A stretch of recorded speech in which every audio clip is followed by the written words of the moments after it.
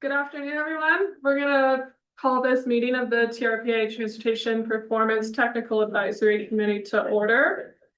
It's a mouthful. The date is Friday, April 3rd, 2026, and it's 1:03. The first item on the agenda is the roll call to determine quorum. Catherine? Thanks. I'm going to call by organization. So if you can acknowledge that you're here for representing that organization and your name. Caltrans. Hi, this is Alex Fong with Caltrans. I'm the office chief for our planning division. Thank you. City of South Lake Tahoe Public Works. Here. Thank you. Douglas County Public Works. Sure. So El Dorado County Public Works.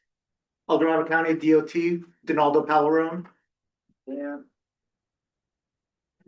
Nevada Department of Transportation. You'd be expelled or something. I know. I'm from Pennsylvania. I'm sorry. Kevin's trying. I know. Yeah.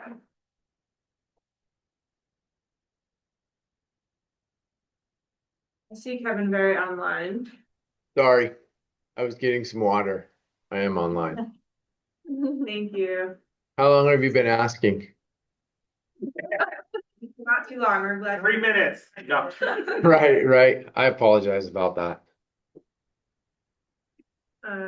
Placer County. Yep, good afternoon, Jared Deck, Deputy Director for Placer County Public Works. Thank you. South Shore Transportation Management Association. You got it out. South Shore TMA, Steve Fisher. Is it Trucking North Tahoe Transportation Management? Sarah. Yeah.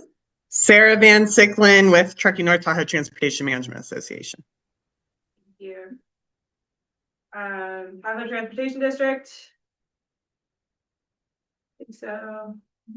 No. Forest Service.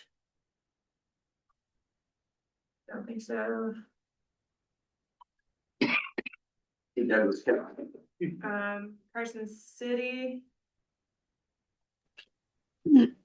Hi, Kelly Norman, Senior Transportation Planner for Carson City.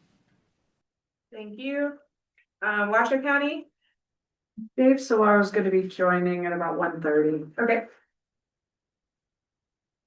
And our general public representative, I believe, is not joining, Yeah. is vacant, and a representative from the environmental community. Excuse me, Gavin Pegger, Tahoe Blue. Great. And then it looks like Douglas County joined. Yeah, Phil Richter. Okay. Oh, great. No. Thank you. Okay, we have a quorum. I'm here. Thank you. All right, thank you. Just a couple meeting rule reminders. Remote committee members, please raise your hand to speak and mute your microphone unless speaking to help cut down on background noise. Please, if you're joining remote, turn on your camera if you're able to, and please do not use the chat box to make any comments or sidebar conversations. All committee members, please remember to state your name for the record before commenting.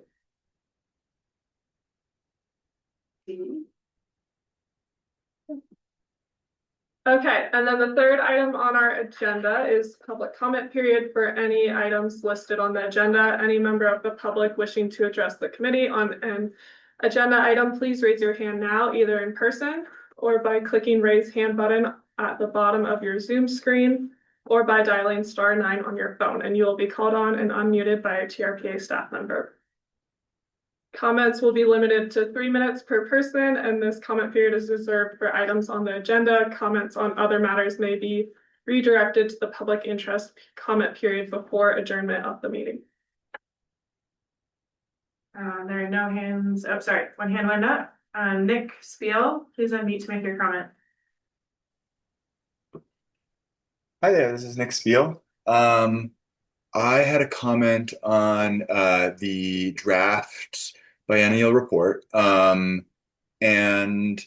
I noticed, so forgive me a little bit because I'm kind of new to this report and this framework of thresholds. But it seems like there are key metrics that we're trying to drive in a particular direction. And one of those metrics is median travel time for the auto mode. And I'm not sure if that's the best metric for some of the goals that we want to accomplish here. I think the implication is that you want to reduce median travel time, but that works against some goals, like, for example, reducing speeds for traffic safety. An increase to, or sorry, a decrease to speed limit would increase median travel time. And so I wonder, I saw there was also some discussion around the 95th percentile travel time, which might be a better metric for congestion, while also allowing for the median travel time to go up a little bit and still be working towards our goals. Thanks.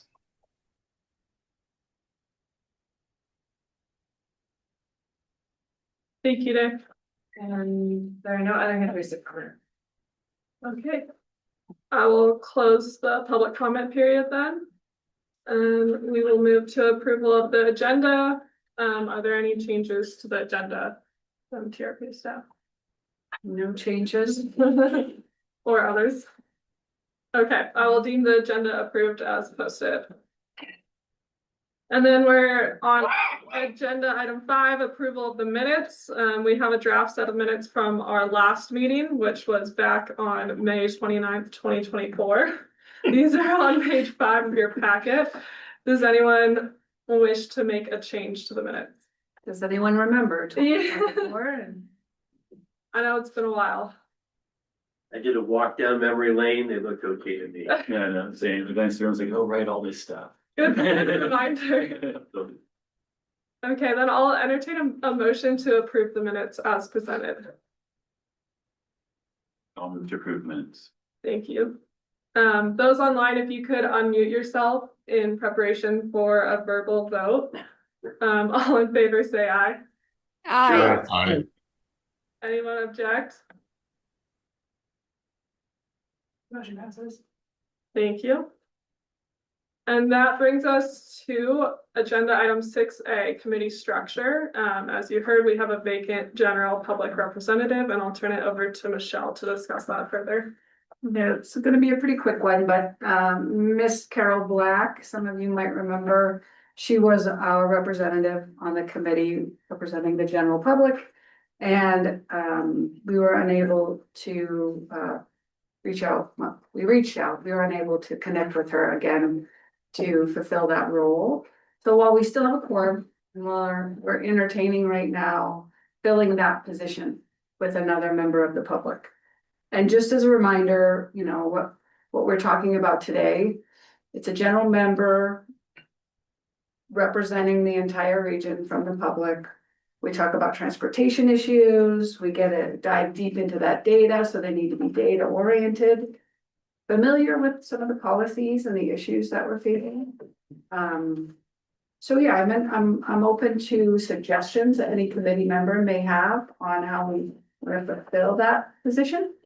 And we'll continue to try, probably won't make it for our next meeting, but we've been kind of discussing internally how that, and I wanted to open it up to all of you. I think Nick that just spoke has a lot of experience. Awesome. Any folks online? Well, if you think of them, we'll explore it a little bit more. I appreciate you considering that. The board did approve, as I'm shown on the screen, all of that membership, so we're committed to getting that general public representative filled. Thank you. That's all I have. Thank you. So we can move on to agenda item 6B, review of draft transportation and sustainable communities performance and recommendations report. Information on this item is found on page 13 in your packet. And next up. So this is really the bulk of today's meeting. So I have an outline for this particular item of how we're going to walk through the report. We'll start with a schedule, where we're going with this. I'll give an overview of the performance reporting process. It's a bit of a reminder, and then we're gonna spend a lot of time on the metric data and talk about progress for transit, active transportation, and auto. So for each of these, we're gonna start with the metric data for transit and then talk about the 2024 transit recommendations, and then the metric data for active transportation, and then the 2024 recommendations, and then same for auto, and we'll have some pauses for questions and discussion.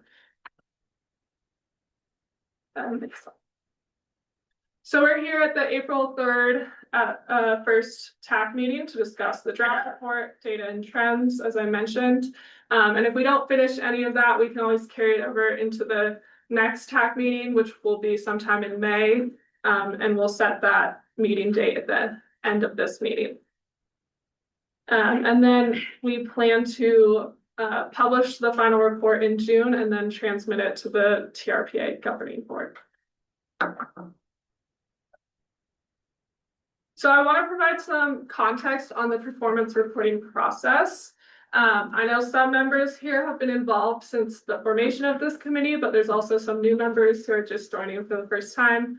And since it's been 2 years since we met, as you saw it in the meeting minutes, it's probably good for a little bit of a refresh. So this committee and reporting process was formed largely to help us meet the transportation and sustainable communities threshold, which was formed in 2021. And along with the adoption of that new threshold standard, the governing board adopted a new goal in the TRPA goals and policies that included a suite of adaptive management actions to meet the threshold. And one of the adaptive management framework included the establishment of this committee. So this committee was established and met 4 times in 2022 to determine what metrics we should be tracking. So there's a check mark there for the first role of the committee, but I want to note that it's not necessarily done. We can always come back and revisit those metrics as needed. The second key role of this committee is supporting and reviewing the biennial report.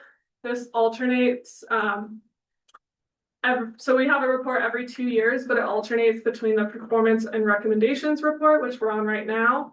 That started in 2022 and every 4 years. And then the Regional Transportation Plan Sustainable Community Strategy Analysis and Recommendations Report, starting in 2024 and every 4 years.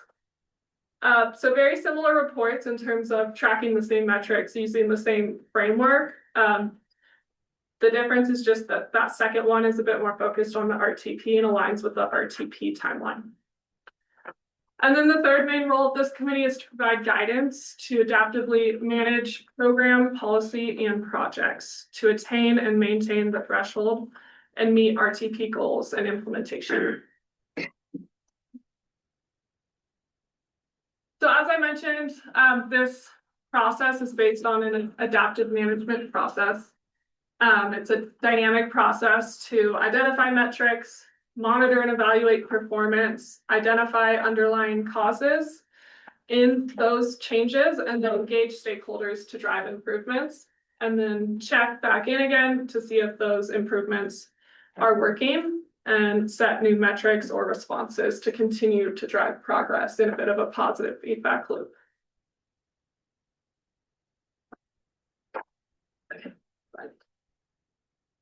And then I'm also including the regional transportation goals here as they really establish the organizing framework for transportation planning. And these metrics that we're going to talk about today help track our progress toward these goals, and they're very interconnected. So we have 6 main goals in the RTP: safety, improving safety for all users; environment, protecting the environment; reducing greenhouse gas emissions and vehicle miles traveled; mobility, enhancing connectivity and accessibility across modes and between modes; prosperity is supporting economic well-being and vitality; resiliency, that one refers to both funding and maintenance for resiliency; and then performance, providing an efficient system with coordinated operations. Next slide. Okay, so these are the primary metrics that we're going to focus on. These were established in 2022 and then modified slightly to update one of the auto metrics to median travel time. So I do want to highlight that it's only been 2 years. So for some of these metrics, we do only have one more year of data. So it's a bit more of a checkpoint and a good point to reevaluate priorities and make sure we've set the right priorities. But having little change on some of these metrics isn't necessarily a bad thing, and progress might take more time to see. So going through these real quick, for transit, we have total ridership, population served by frequent service, and population served by basic coverage service. For active transportation, it's bike and ped mode share, and then low stress bike and ped lane miles. And for auto, we have median travel time and average daily BMT per capita. We also have some additional data to kind of explain these, and we're going to show some of it today, but I would recommend that you still read the report as there's a few additional charts and maps in there. And I will pass it over to Kira to walk through the transit metrics. Thanks, Rachel. Hi, everyone. My name is Kira Richardson. I'm a senior transportation planner with TRPA. So to start, we're going to review the transit metrics and some of the associated data with transit. So the first metric that we track on transit is total ridership. And so this includes all transit ridership operated by public entities and reported to TRPA. So this does not include some of the private providers like the airport shuttles or Heavenly Services, for example, although we are working on getting access to some of that data. So, and I'll talk a little bit more about that later, but just looking at the trends here, we've seen an increase in transit ridership since the pandemic, but from 2024 to 2025, there was a slight decrease. And there are a number of reasons why we think that is. One is that we are consistently seeing some of the highest ridership in the winter. And when we have lighter winters, like we did the last 2 winters, that impacts ridership. And there's a couple other reasons I'll talk about. So, but if you can go to the next slide. So just diving in a little bit deeper here, this is a breakdown of the ridership by operator. So we have LakeLink on the top in orange, TART Connect Microtransit right below that, TART Fixed Route in green, and then TTD Fixed Route Services on the bottom. And it might be a little hard to see for the folks in the room, but there's a trend line for each one of these services. This is showing monthly ridership going back from 2023 through 2024. But overall, between those years, ridership on the South Shore increased. So we see LakeLink ridership increased overall and TTD ridership increased overall, and then ridership on the North Shore decreased. And I think that there are a number of reasons for this. So on the fixed route side, specifically just talking about the North Shore, TART has had consistent challenges with staffing, but they've also been experiencing more challenges with fleet in the same ways that TTD sort of faced those challenges a couple years ago. And so those issues really do impact ridership. It impacts the services that the operators are able to provide, which in turn impacts ridership. So also at the beginning of 2025, TART had to run the West Shore portion of its main line service with My Ride to Work. So they had to contract that service out for a little bit just due to those staffing and fleet issues. And it just wasn't the same service. So that definitely impacted their ridership. And then on the microtransit side, the Incline Village Crystal Bay zone started charging fares in that zone in 2025, and then they ultimately ceased the operations in the middle of December. And so those two things, those are some of the factors that we think contributed to ridership loss on the North Shore. And I can let TART chime in a minute too if they want to add anything, but just going to the next slide. I'll get through all of this first. So the next metric that we track is the population served. We track this population served by frequent service and population served by basic transit services. And as Rachel mentioned, frequent transit services are defined as services with 20-minute headways, or greater, and basic services are anything less than 20-minute headways. So we don't currently have any frequent services in the Tahoe Basin. So I'm not gonna go over that because it would be zero. The population served.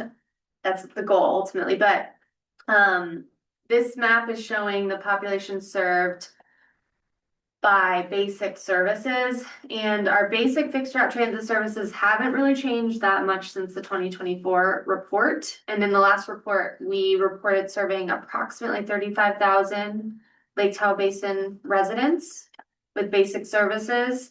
A recommendation from the last report was to include microtransit service in this calculation. So doing that this year brings our population served to about 39,000 people, which is about 72% of the invasive population. And then you mentioned and then if you can go to the next slide. So I mentioned the 2024 report recommended tracking microtransit, and we've started to do that. So we have some pretty good data on the services. A couple things that we're highlighting here are, one is overall coverage, and one is our wait time. So the map on the right is showing microtransit coverage, and you can see where microtransit has been expanded on the South Shore. That's shown in green in the last 2 years, and then where services were cut on the North Shore, and that's that red zone in Incline Village and Crystal Bay. And then the graph on the left is showing the average wait times of each of the microtransit zones. That really big spike that you see there is during the mega winter of 2022-23, which I think that makes sense, why we had such high wait times. But we can talk, I think there's a number of different things that we can track with microtransit, so we can talk about that. But you can go to the next slide, Rachel. Actually, sorry, go back. We are, sorry, I thought Rachel was running it. Anyways, so we're gonna pause here. We're gonna see if there's any questions, or if any of the operators want to chime in and add anything before we talk about the recommendations on transit.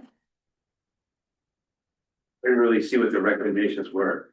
Yeah, we're gonna She get to doesn't that in a want you second. to. If you have any questions on data that we presented, or if any of the, represented operators want to add anything, but if not, we can go, moving forward, we can go to. I just have a concern. So Steve DeSheriff, South Shore TMA. My concern is when you present this to the governing board in June, it's going to be out of date. And some of the governing board members are not really in tune with what's going on here all the time, nor should they be, because they're here once a month. But they're going to look at this and they're going to say, wow, this is not good. But yet there are things happening more recently, and there are things happening this summer. Like, for instance, TDD, Jim, is increasing frequency in the evenings on Highway 50, right?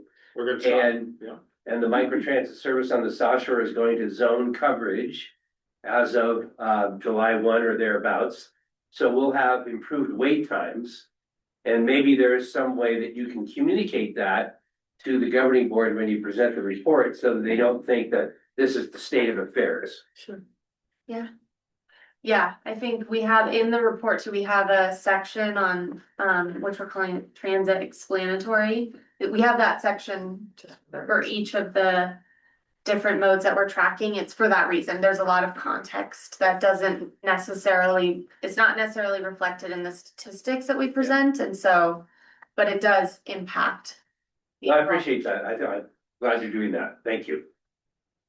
Any other comments on or questions about just the data side of it?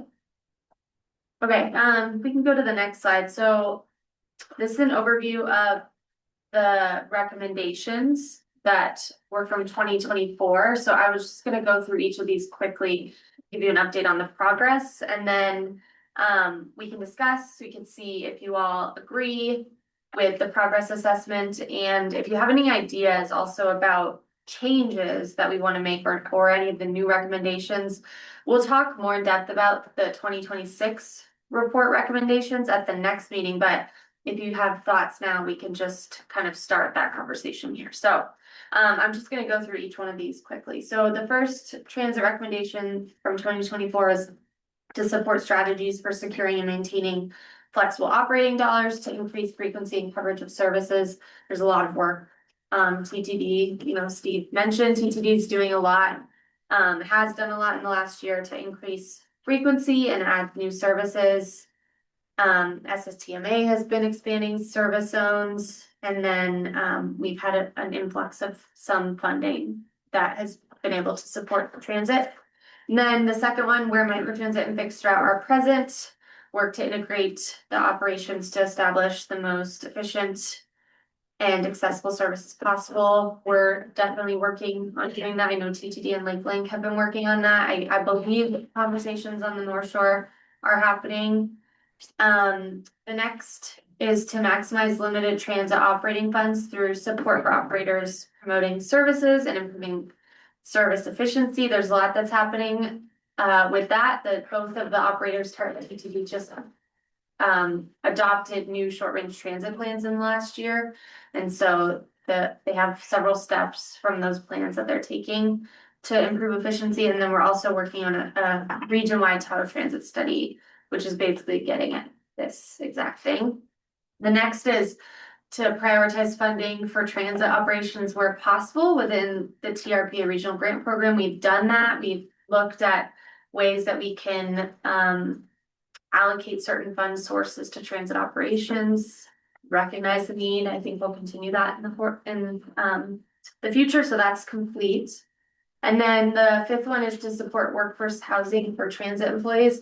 This one we wrestled with a little bit, so I'd be curious to get all your thoughts on, but it's tricky because there's a lot that's happening around the basin on workforce housing initiatives, but I don't know that we've necessarily focused it on workforce housing for transit employees.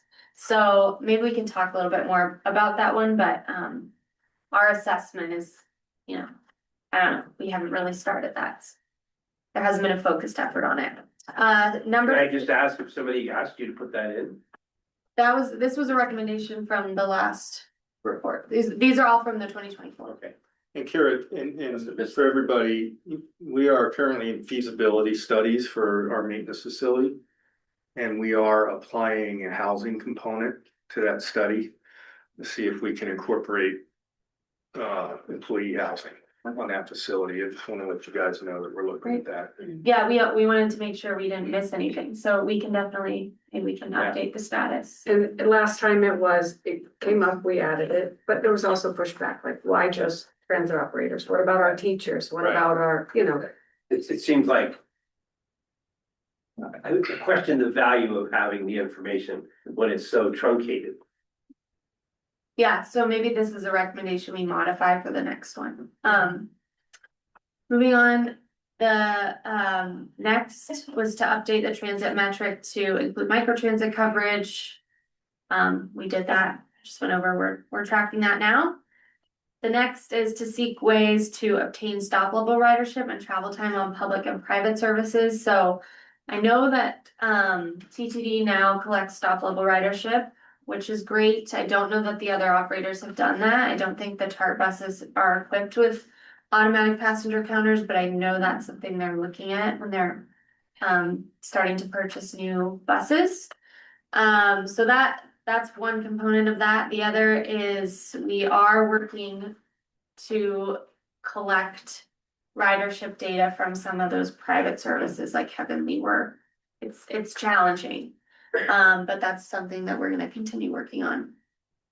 So maybe this moves forward. On that one, excuse me, all the microtransit service, we get the origin destination files from every month. Do you guys? Yeah, we have access to that. Do you do anything with those? Is that? We haven't yet, but Yeah, I'm kind of curious. Seems like there could be something cool there because we're Yeah. so diligent about making sure we get it, but we're never really quite sure what to do with it. So yeah, I mean, I'm sure there's something we can do with it. We haven't. I mean, don't waste your time. Yeah.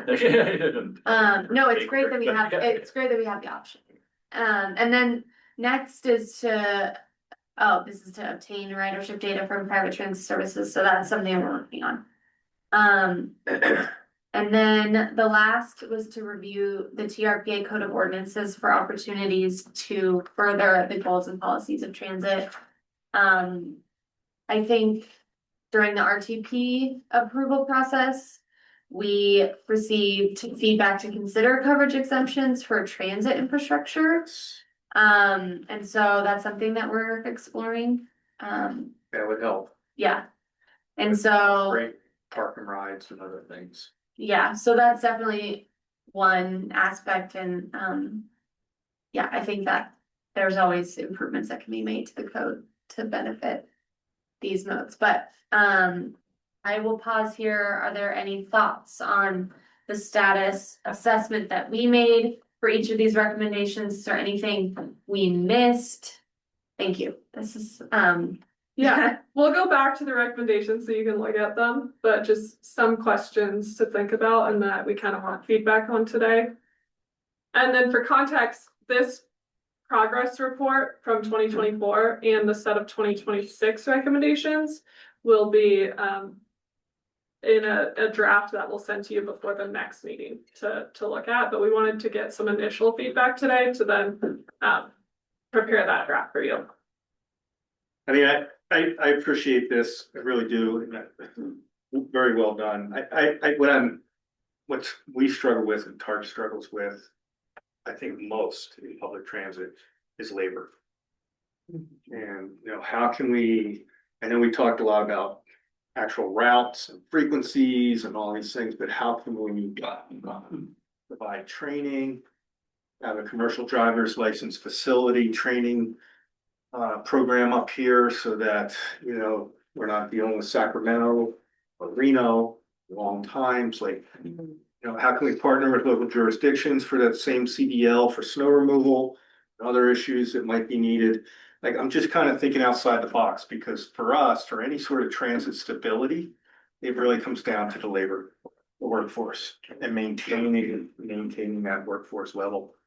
So I didn't really see much in here on that, but maybe we could yeah, talk about it. yeah, it's a good point. I think our metrics we don't really track that right now, right? Like the only way that we talk about the impacts of labor is in the explanatory section, Right. so maybe that. What I'd like to do with TTD at least is maybe we'll do our own internal assessment of the turnover rate that we have for operators.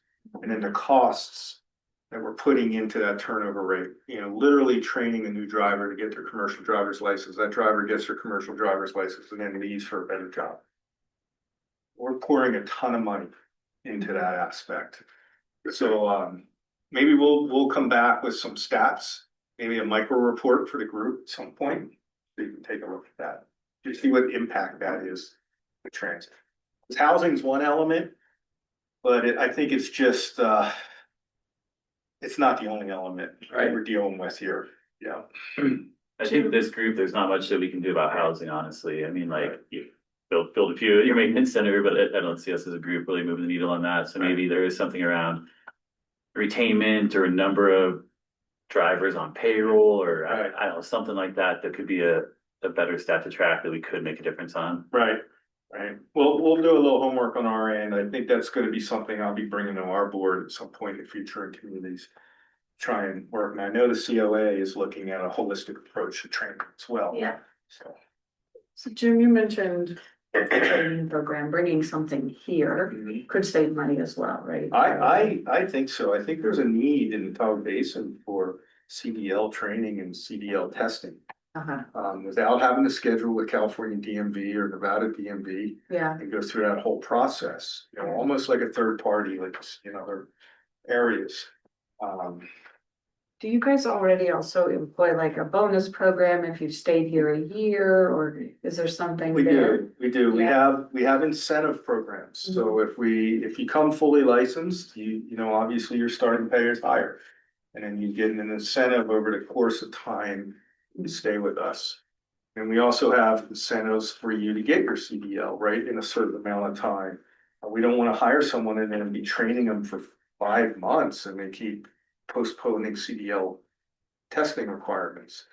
So we have a pretty robust incentive and pay program, but at the end of the day, it's really subject to DMVs and all kinds of other requirements that are beyond our control. And I can't speak for Jamie or anybody at TARP, but I would imagine they're having the same issue as we're having down here. I mean, ideally, I'd love to see legislation not requiring a CDL for public transit. That ultimately would create the best benefit for operators. Yeah. But that's a federal requirement. That's gonna be a big lift, real big lift. You think it'll be more competitive to attract potential operators? Yeah, because with CDLs, you have, random drug tests, random, all kinds of things. We're supposed to be doing that anyway, but it's required. It's federal dollars and the CDL come along with the program. So just my thoughts on that. It's an interesting thought. I want to know where the mythical place is that every bus around here goes to. It's called Now Hiring. They all say that. Yeah, I was wondering where that is.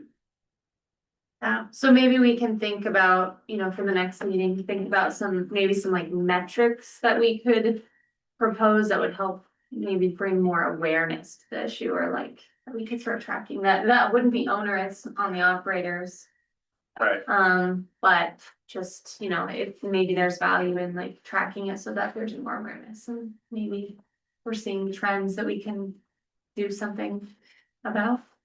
I'm thinking on the training program, is it worthwhile? Like how did not just for your drivers, but maybe the city and others, there's something to be said for. Yeah. Maybe a recommendation where we try to figure out how. I think we should brainstorm a little bit, all right? parties together. We may not be able to come up with a program, Yeah. but at least talk Yeah. about it, see if it's feasible. Well, that is something we're talking about in this as part of the Tahoe transit study. Yeah. Yeah. So that is something we're exploring. Great. And the colleges brought it up once in a while. I think they're real focused on their, wildfire safety project right now, but sometimes over the years, they're trying to support something like that. Right. And then one other metric that I didn't see, is crime. And violence related issues. I know our organization is seeing a much bigger increase in violence to the operators, police calls, unruly passengers where, it delays the entire system until police arrive. So we're seeing, I'll try and provide some metrics on what we're seeing with that as well over maybe the last couple of years. We'll try and do a 2-year look. Something to think about. I imagine that is reflective of your labor, and if that's the driver. I think it's also reflective of fare strategy, Yeah. right? Free fares. I think that has something to do with it as well. I know a lot of other communities are putting their operators in a cubicle on the bus, right? Safety glass and everything like that. I don't want to do that. I don't want to put my operator in a cubicle. Rather try and figure out a way to soften what's happening. Then maybe we can reach out to other cities that have been dealing with it. I know my colleagues at the city of Santa Monica would be happy to talk about what kind of programs they've employed to help with their. I think some of that is also just like rider demographics, because like until we get, once we get to the point where more different types of people are riding the bus, different types of day, different types of year. It's like the Jane Jacobs thing. It's like eyes on it, different eyes on it all the time, right? Built in accountability. So right. It's also route selection too. Like right now, we're seeing most of this happening on the 19 route, Carson City to Gardner. That's where we're seeing most of it, right? Interesting. Didn't realize that. Thanks, Jim. Yep. Any other thoughts or ideas from folks? Yeah, anyone online?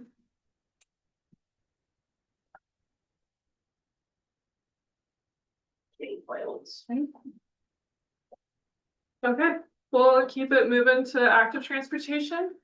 so I have one other question. Oh, yeah. Is there any, we didn't have, all we had was East Shore Express for seasonal service before. It's like seasonal isn't included in this at all. Is that worth focusing on? I mean, like riders, like there's more people here in the summer, but transit ridership tends to be higher in the winter, and the seasonal service is more summer, except for Heavenly is winter. So like, I don't know if there's any value in looking into the seasonal service or not. It's hard to build that into the whole system, but it's growing. I think at least ridership. At least ridership. Like tracking ridership on all of those services. is, something we can and should do. Maybe that's a place to start then. Yeah, Cool. it's just, I know it's been a challenge to just get a handle on all the ridership know. because there's so many different operators. But that's definitely a goal of ours. That's something we're working on already, and I think, yeah, at least that.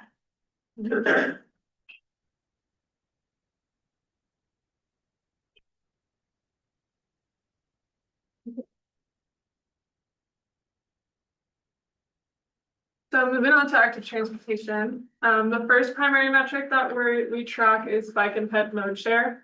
Referring to the proportion of all trips that use this mode. And so mode share estimates, TRPA has continued to look at other ways to get mode share. And so we recently started using streetlight data, and we were able to get mode share estimates from streetlight, but only up until 2023. And these are significantly higher than previous sources, ranging from around 16 to 22% for pedestrians, as shown in green on the chart on the right, and then 5 to 8% for bicyclists. Whereas some of the previous mode share estimates were more in the range of 8 to 12% for non-auto modes. And so I think it's great to have another data source to compare, especially with that separation between bike and ped that streetlight offers.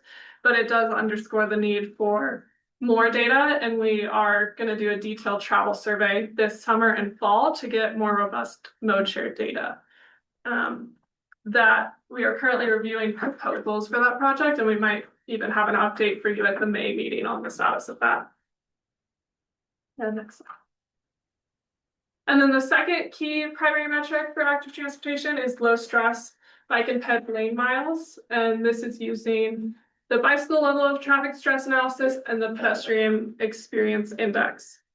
The bicycle level of traffic stress is an analysis to evaluate the level of comfort of biking at a given location. And so this incorporates a lot of roadway infrastructure data, including speed limit, traffic volume, width of the roadway, and presence of bike lanes, in order to calculate these scores on a score from 1 being the lowest stress to 4.5 being exceptionally stressful. So we reran this bicycle level of traffic stress analysis with updated data, and the chart there at the bottom shows the changes from the 2023 report, as well as the total lane miles for each category. And a couple things to note here. One is that increase that you see in level 1. Some of that is from new projects, like the construction of the San Bernardino bike path and Apache Avenue. But a lot of that increase is from a change in data source, where we realized there were class 1 paths that were omitted from the last analysis and that we've now included in this one. And then there's also a slight decrease in level 3, an increase in level 4. And this is attributed to the speed limit increases that Caltrans introduced on State Route 89, particularly in Placer County, that have raised the level of stress for bikes. And then the pedestrian experience index that I mentioned, that complement analysis, this is similar, but incorporates a bit broader range of data like economic activity, community activity, and street design data. And so as this incorporates more data sources, it's a bit more intensive to update. And so we didn't update this year. We included the last analysis in the report, and we're proposing to update the pedestrian experience index every 4 years instead.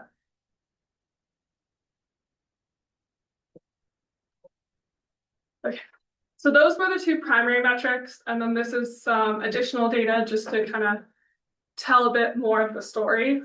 So we have on the top a chart of miles of pedestrian and bicycle routes that were improved or constructed year to year.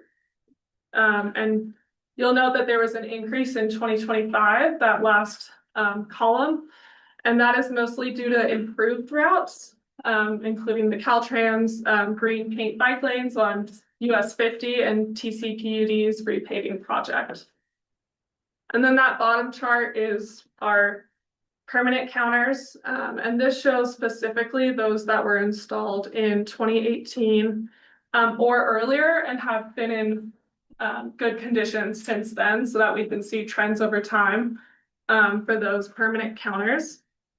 You can see that they've been relatively steady since 2018. We've got a spike in 2020 as expected with COVID, and then a bit of a drop in 2021, which is also can be contributed to the wildfire smoke that year and evacuations.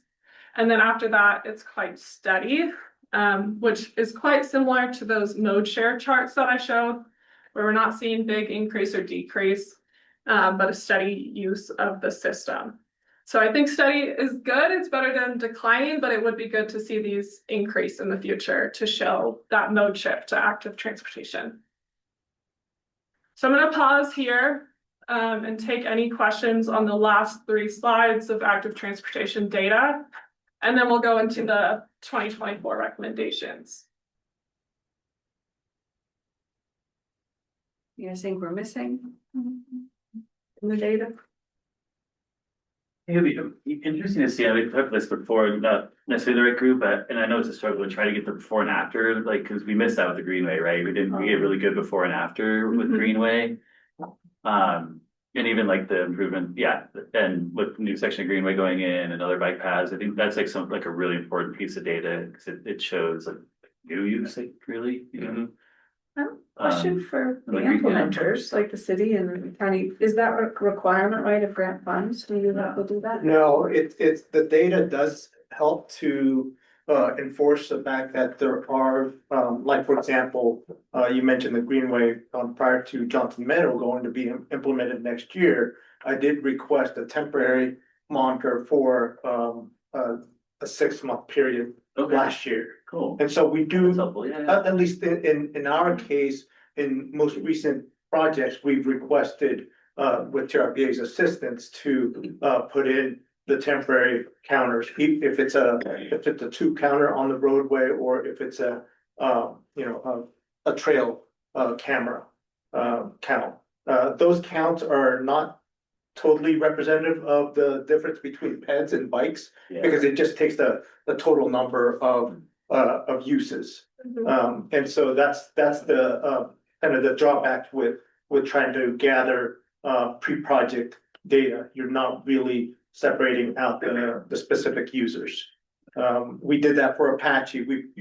For Apache, we had bike lanes, and we gathered data for 2 counters on the bike lane, but it doesn't, because there were no facilities on Apache, it wasn't a great representation of the potential increase for a class 1. Right. For example, So like San Bernardino is kind of pointless because nobody can travel. Exactly. But If there's a physical barrier there, yeah, you can kind of estimate, or at least just guess as to the number of users. It's always been difficult for me trying to estimate the pre-project data. It's just a shot in the dark based on the number of vehicles in a roadway.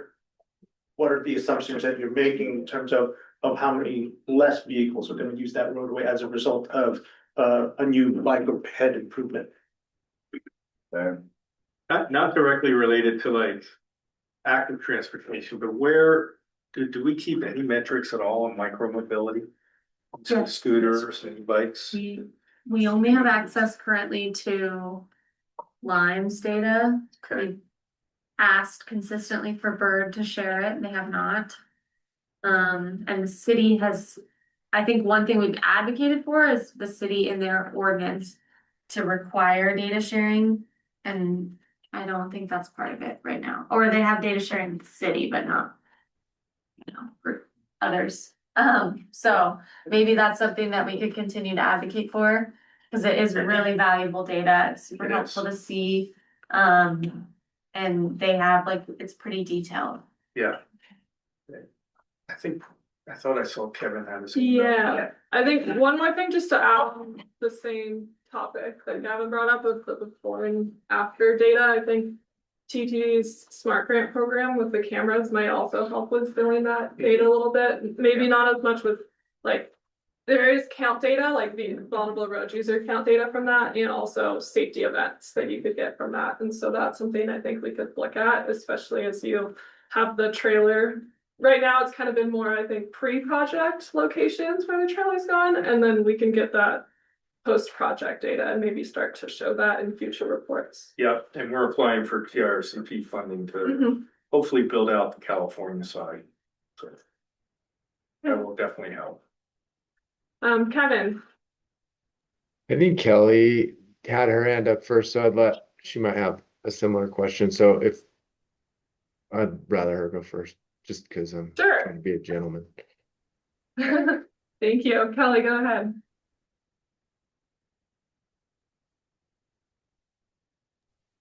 Hi, sorry. Rachel, can you just remind me the figure 2.1 has all the counter locations? And you guys mentioned some of the tube counters. What kind of counters do you guys use for the bike ped counts all over? Are all of these all permanent counters that are up year round, or are they taken down, or? Yeah, so that map is both permanent and temporary counters that the one that you're referring to in figure 2.1. And so we do have some that are there year round, and then there's some that are on a rotating basis, like every other year that collect counts. And then there's also some temporary locations, project specific, that are shown on that map. We've started building into our permit process a requirement to include counters at specific locations when we're constructing class 1 bike paths, and that's been super helpful. Like I know for us, it's been helpful, and I think it's been helpful for the local jurisdictions collecting the data as well. Yeah, that's a great idea. So for temporary counters, you guys use the tube counters, and then what kind of permanent counters do you guys use? The temporary counters are a combination of tube counters and infrared counters, and then the permanent counters are primarily eco lane, Eco counter. eco counter. Awesome. Okay, thank you. Thank you. Okay, back to you, Kevin. Yeah, I appreciate that. So you guys were talking about, I think it was the slide where you were using the streetlight situation to grab counts for bike ped, and that you were potentially soliciting another means to grab that data. Am I correct? Sorry. Yes, you're right. So we closed an RFP for a detailed travel survey for this summer and fall, and that's to get more robust that'll help us get more robust mode share data. And I'll lower my hand. The question I have, and I'm new to this group, this is my first meeting. Do you guys ever kind of pull that apart into the jurisdictions and more of those known nodes throughout the basin? I think it would, to understand where we're seeing that kind of activity, I think it would be helpful just to kind of prioritize where we potentially need to have more emphasis on potential bike ped elements when we're doing construction jobs. I was just curious if this is just a basin-wide situation, or you guys kind of drill down into more of that regional look, so it's more helpful for agencies and others to understand where we need to maybe concentrate that type of funding.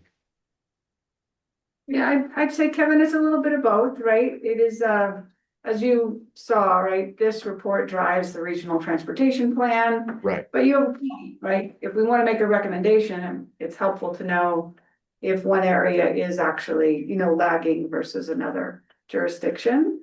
So, I mean, that's what I'm hearing, right? Like if you drill down, then you can better understand where the needs might be. Yeah, if we see like a big spike in the incline area, that might be a better opportunity for us to kind of share that story correctly with those partners that have the ability to help with some of the construction of said facilities, right? So just saying, hey, we're seeing an increase basin-wide. Okay, cool. It doesn't allow us to have that concentrated effort and really demonstrate that story of why we potentially need to do something. Because correct me if I'm wrong, the whole purpose of this is to help us inform where we're putting those investments. It's to kind of help prioritize where we put investments and where we put those dollars to help move the metric. Unless, again, I'm just joining this situation, so I want to make sure I'm not talking out of turn or trying to invent something that this meeting or this study should be producing. I think we struggled with that last time as well in 24 is where do you start piecing apart the region to look at various metrics? But I mean, I'm open. I want to make sure staff feels like that's an easy one to do. I think you're suggesting could do it by jurisdiction just to show the count. I mean, we don't have counters everywhere, as you probably noticed on that map, but it might be an easy ask to get that, to parse it out by jurisdiction, some of the counters. Yeah. What do you think? Yeah, I think we can do that, and then maybe we can consider that in the travel survey, if that's possible to parse out by jurisdiction this summer and fall. Yeah. Yeah. I think that's a great recommendation. And Kevin, we're not gonna invite you again. This is it. I win. Just kidding.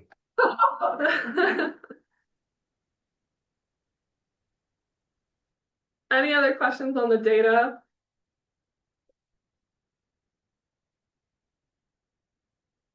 Okay, I'll move to the recommendations for active transportation. These were the 6 recommendations that we had in the 2024 report. So that first one is to prioritize active transportation projects in the RTP and regional grant program that increase safety, decrease the level of traffic stress, and increase the pedestrian experience index. So we updated the regional grant program guidelines in the last cycle in 2025. We added questions to ask if a project would decrease the level of traffic stress for bikes or increase it for pedestrians, increase the pedestrian experience index. And then we also updated 3 questions related to safety, including an assessment of how many severe and fatal injuries happened within a mile of the project, if the project addressed a segment of the high injury network, and then if the project incorporated proven safety countermeasures. So based on those changes and then how we incorporated the active transportation plan into the RTP, we've marked this one as complete. The second one is support funding for local jurisdictions and other partners to perform maintenance, conduct year-round clearing, and improve wayfinding. So we've had progress to secure more transportation funding for the basin with the 777 funding initiative. But I think this language could be broadened to not just support funding, because I do think we've taken actions in other ways to support maintenance and year-round clearing. For example, working with Douglas County on their code update this year to include snow clearing enforcement language for sidewalks in the Tahoe Basin. And then third is continue to seek better sources of data for mode share and commute trips and restart recurrent surveys when resources allow. So as I mentioned with the mode share metrics, we're going to be conducting a travel survey, and so this one is in progress. And then the 4th and 5th one are both in reference to updating the TRPA code of ordinances. So I'm going to take these kind of together. With the 4th one being about updating to further the goals and policies of the ATP of the Active Transportation Plan. And then the 5th one on exploring updates to expand the effectiveness of trip reduction ordinance to reduce single auto work trips. So we brought forward updates for both of these together with the Regional Transportation Plan, and these were approved last summer. So we brought forward a code update to provide exemptions for sidewalks from land coverage calculations, And then we updated the trip reduction ordinance to focus on large employers and allow greater flexibility for each employer to make it more effective. And then lastly is consider monitoring travel time for pedestrians and bicycles along corridors that connect popular destinations. So staff continue to seek ways to improve data gathering. However, this data is still unavailable. And I think a good question for this group is whether this is still a priority for TRPA to continue exploring data sources for this. Next slide. So I'm gonna just remind. Can you go some of back? these- Yes, we'll go back in Okay. just a second.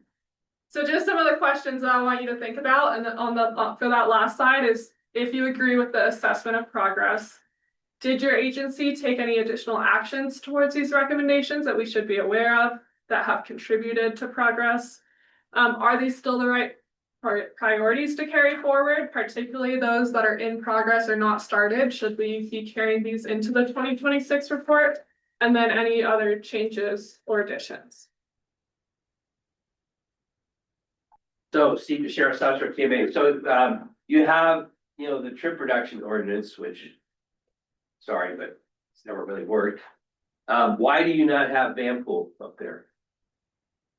I don't know if you consider that to be active transportation, but it's as active as, it's more active than a trip reduction ordinance. So these were the recommendations the committee landed on last time. Right. But I think a suggestion from you could be to add van pool for next time, and especially with a few of them being complete, that could be a good new one to consider. I second your motion.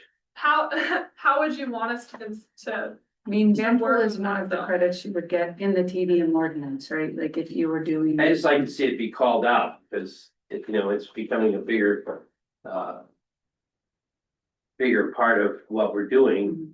And tracking overall ridership, what's that? tracking ridership of it. Number of van pools. Yeah. or- Yes. Maybe that would go in the transit section. I think so, Okay. but yeah, Yeah, that's a good point. I just, when I saw trip reduction ordinance, it made me think of this. I don't know, what do you think, Gavin?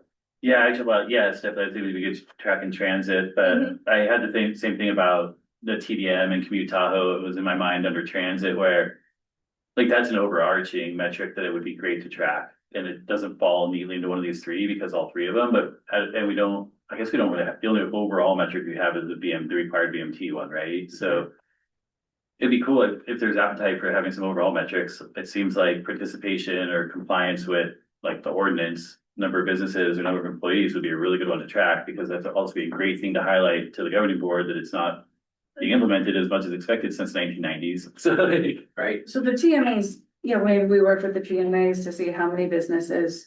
Well, we know on the North Shore, there's Yeah. probably a solid list, right? And we'll make sure we give them a minute to. yeah, I don't know if it's a TMA's role to be tracking all the, But so that's, just like tracking and implementing like TRPA's ordinance, but like, I mean, we can definitely try to. no, but tracking the businesses who participate. That's, Yeah. I mean, that's part of the TMA's job. Well, as an example, at yesterday's Trucking North Tahoe TMA meeting, it came up that the North Tahoe Community Alliance had hoped that more small businesses would collectively combine to do van pools. I think that's a challenge. Here on the South Shore, we basically see major employers doing it, but not smaller employers. But if it was part of a metric we're tracking, maybe there would be, maybe we could encourage some. Basically, you got to combine employees with somebody else's company. It's a little bit more problematic, but if you want to break from the bigger employers down to any smaller level, you would need to have some sort of recommendation. You would need to have some sort of focus on that. It just seems like something that would be worthwhile, potentially. Yeah, I'll just add into that. We've really tried hard and just kind of hit wall after wall with getting the small employers together. And I think part of it is some of the limitations of Commute with Enterprises platform. And I know they're kind of working on that. So that might be something that we see improvements on moving forward.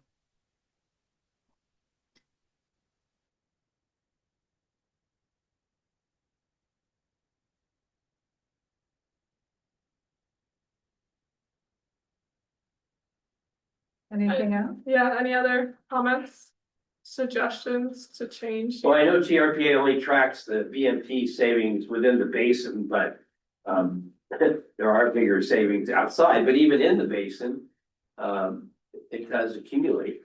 With the van pool? Yeah. Kind of piece you're thinking? Yeah. Yeah. I think we provide all the data from the South Shore van pools to TRPA, and then you guys calculate what percentage of VMT within the basin you give it credit for, so. That's, we're up to 24 right now, so. Would you be able to provide like zip codes so we could understand where the Yeah, I think we van provide that. pool but yeah. recipients, right? That's what we want to see. I mean, I know they come from Dayton, Carson Valley, Carson City, and Reno are the ones that I know of. Yeah. It's tricky to like truncate their trip at the basin, because they also tend to like drive around and pick some other people up. Anyway, it's like, yeah. Yeah, I think you look at it based on where they come in and out of the basin, like if they go over Spooner or Kingsbury or where they go over.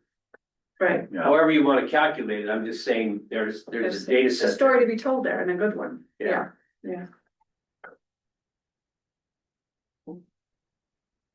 Any thoughts on that last one, whether we should carry over that as a priority to consider travel time for pedestrians and bicycles? I'd like to keep it if there's any chance of collecting it, just because we already do that for autos. Kind of have it for transit. We have headways, and then talk about like multimodal level of service. It'd be really valuable information to have, but if it's not possible. Google might have it. You know how it gives you You could do that, some sort of analysis with travel network time? analysis. Yeah. Yeah, we need a better street network data set. Analysis. Don't see how any of that's gonna get you a decent number. We can fabricate a number if we want, but the reality is, in order to get that information, you have to get to the user level and Survey. ask them. No, surveys won't do it. Surveys won't tell you travel time or anything like that. You literally would have to, the only way you're gonna do it, and the only way we do it on, even on the auto side, is when you have cell data. You can use the cell data, anonymous cell data to track a vehicle as it goes through your network.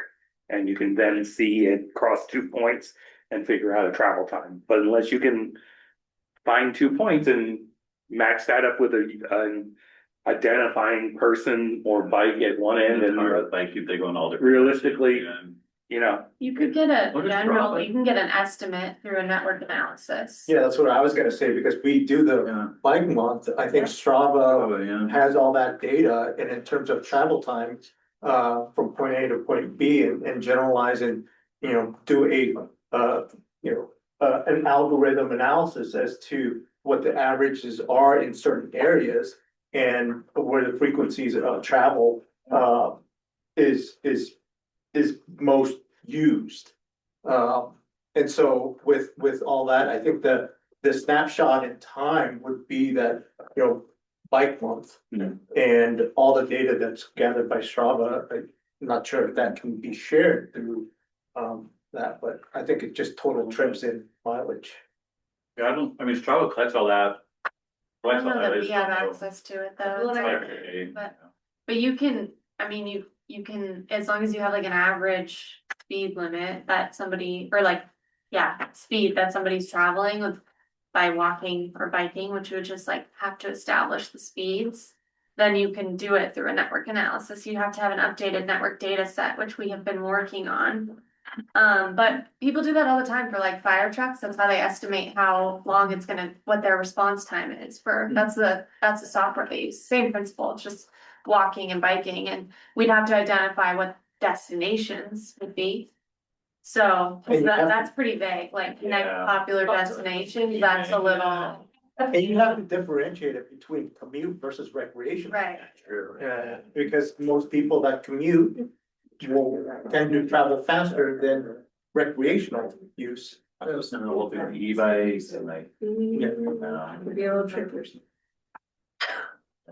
It's, we've talked to Streetlight about, because they're talking about developing metrics for it. Using, connected devices and your phone. That, I don't know what the timeline is for the release of that.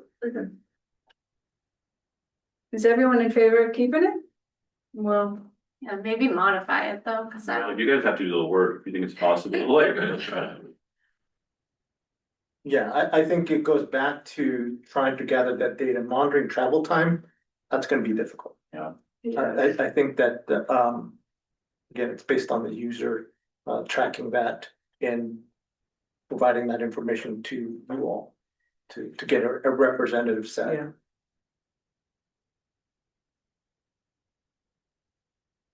Any thoughts on the second one of maybe expanding that beyond just funding? I think that could be more than just support funding for maintenance, year-round clearing, and improved wayfinding.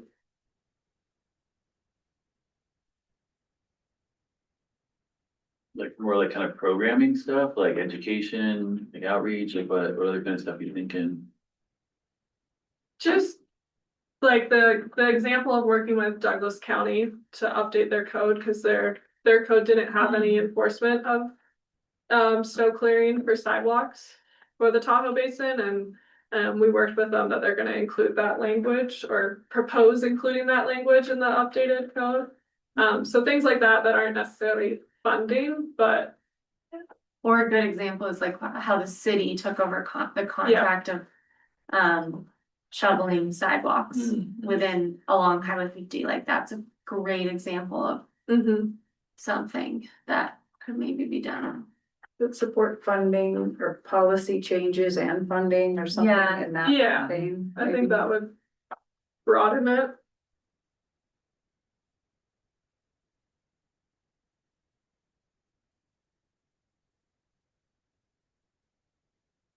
Any other comments on the active transportation recommendations before we go on to auto? Yeah, go ahead, Kevin. Last one, I promise, and I hope this one's not mean or out of place. So so do you guys, when you guys are considering the recommendation, do you guys kind of reverse like engineer it and figure out what that tracking mechanism or what that measure is going to be? And I probably have to get a lot better acquainted with the report that you guys are speaking towards, but do you ever consider that to kind of help better verbalize what that recommendation is? I guess I'm curious. So we run into that a lot with performance measures. Like this is a really great performance measure, but then we don't have, you know, the actual data behind it is a little tougher, or actually how you're going to verbalize that data, what you're tracking. So for instance, which one was I? Oh, for the Douglas County, like removal of snow. That's a really great measure. That's a really great recommendation. Progress is it like, okay, if they do 5 sidewalks versus 0, is that a green versus a yellow? I'm just curious how you kind of work that back into the progress reporting. Yeah. You wanna start? Sure, I can start and then I'll let you all continue, but I think these recommendations are meant to help us move the needle on the metrics that we're tracking. So we're not necessarily tying additional metrics to each of the recommendations, but more to just have some actions to then move our progress on like mode share for active transportation and for low stress bike and ped lane miles. And so I think the idea here is more that like if there's maintenance done and year-round clearing, like, you know, if the sidewalks have snow on them, people might drive instead of walking, and so that might contribute to mode share. Yeah, I think it's kind of a cyclical thing, like we wanna make a recommendation to help us move the needle. If that recommendation requires us to figure out and dive deeper into some of the metrics, that's okay. That's it, you know, and maybe we have to, which we've done, we kind of reevaluated and said, wait, that recommendation requires a lot, maybe we need to adjust that. So I mean, it's all part of that wheel. I think we're not necessarily reverse engineering it as we are just evaluating all of the Okay. details of it. That makes sense. I was just curious. Yeah. Thank you.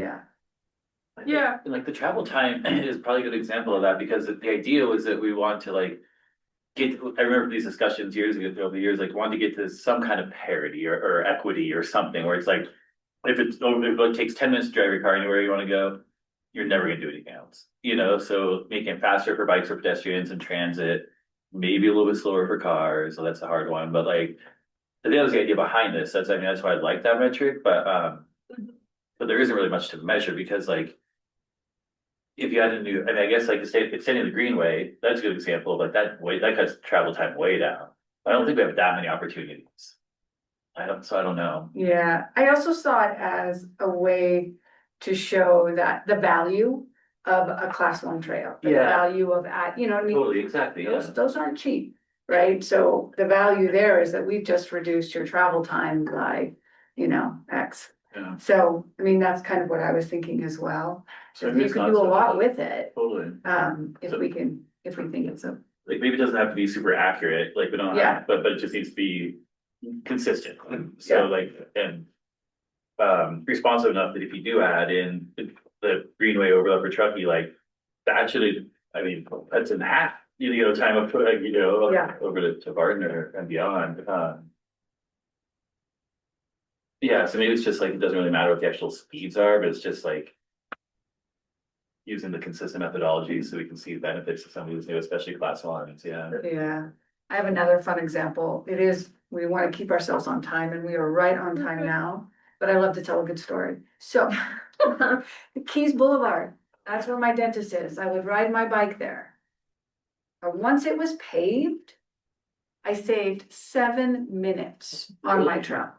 7 minutes, that's a lot of time That back, is a lot. Per tooth? one way. One way, oh. Cause I had to slow down, hit every crack, Yeah. swerve around the potholes, like it was dangerous. 7 minutes on smooth pavement. That was a There's something to be particularly said bad. for that. That's a really good example. I mean, Yeah. if you think about it, like heading down Eloise out to Camp Rich, like you go. Same thing. Yeah, You are gonna see Yeah. improved travel time on your bicycle with smooth pave. yeah, yeah. We're I like good. it. We have time for stories. No, I think that's a good point. I think some of these recommendations will be tied back to data. Like there was that micro transit recommendation in the transit section that does require tracking additional data. Whereas some are more programmatic or policy recommendations. So it can be kind of both.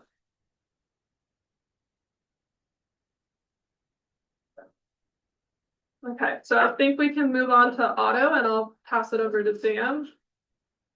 And Josh, if Josh is online. So your SB 743? Hopefully not. So auto is our last metric, but maybe not the least important. And we track a couple things related to auto. We track travel times and we track VMT per capita. So I'll just walk through briefly some of the data we've got there. So the first, we've had VMT measurements from the two states from their HPMS reports since 2016. And this is on page 28 of your report, if you're not interested in looking at the slide and want to see it in more detail. And so there's basically the long-term, I don't know that I'd call it a trend, but we have relatively flat VMT pre-pandemic at just around 1.5 million miles a day. And so we had this big drop during the pandemic, just like other places. And then since then, it's been relatively steady at a slightly lower level. So we're looking at about 1.3 million vehicle miles traveled per year, or per day, excuse me, within our region. And we've generally used, for our reporting, we use a 3-year running average of VMT to try to smooth out interannual variations. You get a good ski year and we get a lot more people coming up, or a warmer summer. So we try to smooth those out and use those 3-year numbers. Next slide. So everyone tracks VMT per capita per various levels of state legislation that Steve mentioned. Instead of using just our resident population, we use what we call our effective population, which includes everyone in Tahoe during any given day. So that's anyone who's using their second home, anyone who's up here just working for the day, anyone who rented an Airbnb, as well as everyone else that lives here. And we estimate that in 3 different ways now. We used something called the Tahoe effective population model, which basically looks at traffic on our roadways, how many hotel motels are rented, rooms are rented over the course of the year, what the census says is our resident population, the number of commuters, and we come up with a number. And then we use a big data set called Placer AI, which is this vendor that basically uses cell phone data to extrapolate to a total population. So long story short with that, because most of the measures say roughly the same thing. So the maximum number of people peaked, at least within this data set, 2018 to 2025. We had the most people here per day in 2019. So that's again pre-pandemic. And all 3 estimation methods suggest that there's been some small decline since that time, but we've roughly been holding steady at about the same number of people in the region on an average day. Next slide. So you put those 2 things together, you get your BMT per capita, or how much each of us is generating as we move about the region on a daily basis.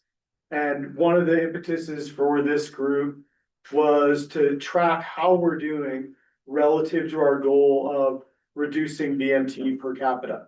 And we established a whole set of milestones within our regional plan about the decline that we'd like to see from our 2018 baseline. And so you can see the first assessment point is the 2024 milestone. It uses a 3-year running average between 2020 and 2022. We were supposed to be just below 12.35 miles per person per day. We're well below that at this time, thanks to the big drop in BMT and the population dropping at a slightly smaller amount. So we're running right now at a little over 11 miles traveled per person per day. So that's good news if you're hoping that each person in the region would drive less. I think, the last time this group discussed this, it was right in the aftermath of COVID. And I think we were a little wary of celebrating too quickly. And I think, maybe that's still the case where we are right now. We can discuss that more in detail. Or if we think we've settled into a more consistent travel pattern that just has slightly less traffic on the roadways. Next slide. And you should feel free to interrupt me at any time and ask questions or object to anything. So this is totally illegible for at least for people in the room. And you should be looking at slide or page 34 in your report if you want to follow along at home. And this is actually the metric that Nick mentioned in his earlier comment that may not be the best measure of what we're trying to do here. So this is our median travel time. So you remember the first time we met, we had actually said we're going to track average travel time, and through discussion of this group, we thought average was too impacted by the mean. And so we switched over to median travel time within our reporting. And if you're looking at this region-wide, so we're tracking just over 100 miles of roadway, the time that it takes you to drive those, and this is basically the 50th percent person. So right in the middle of slow and fast. And the basic story here is there's no change throughout the year or over the years on almost any of our roadway segments. So the ones that are highlighted on your screen and in your report are those that vary by 5% from the average per that segment. So that's a relatively tiny change. And so regionally, we don't have anything that varies by that much over the course of multiple years. Everything's roughly steady. Next slide. So what Nick suggested potentially as an alternative to that is something that we talked about measuring as a secondary measure for this reporting process, which is the 95th percentile travel time. So that's the 5% of slowest trips through each of the corridors. How long does that take? And if you're looking at the screen, so the red and the dark red, so the light red are 5. I think the dark red or a little, or 10% variation from that average, and then the green are the opposite. So you have the greens there generally is when it's gotten faster. So the one that stands out in this report, so there's a couple of things that stand out. So if you lived on the South Shore, you might remember there was a lot of construction on Highway 50 towards the Y end in 17, 18, 19. And the two things that really impact our travel times are construction and weather. And so what you see is we have really slow travel times. This is the third line from the bottom on Highway 50 in South Lake in those early periods when there's construction. And that dragged down the average. So now that there's limited construction on that segment, travel times look really good because we're comparing over the full course of the record. So the other thing you see there, which most of you lived through in the region, is 2023 was really bad. And so that was our huge winter. And during the huge winter, no surprise to anyone, there were massive delays on many of the roadways. And so we saw even, and so this is the peak travel, or this is the 95th percentile travel time. So that's increases, the worst of the worst is 20 minutes longer than normal if you're driving the entire roadway segment. And when I say normal, normal is not your average travel time. It's the average bad travel time for a year. So it's even way worse than that. But what we see is, as winters return to normal or total crap like this one, you get normal travel times again. And it roughly pulls back to that, normal as in normal bad travel, normal 95th percentile travel times. So I'll pause there. I think that's the last, is that the last of the data slides? Yes. Yeah. I'll pause there for question on any of those and then go to the metrics or to the recommendations from the last draft. Go to the recommendations.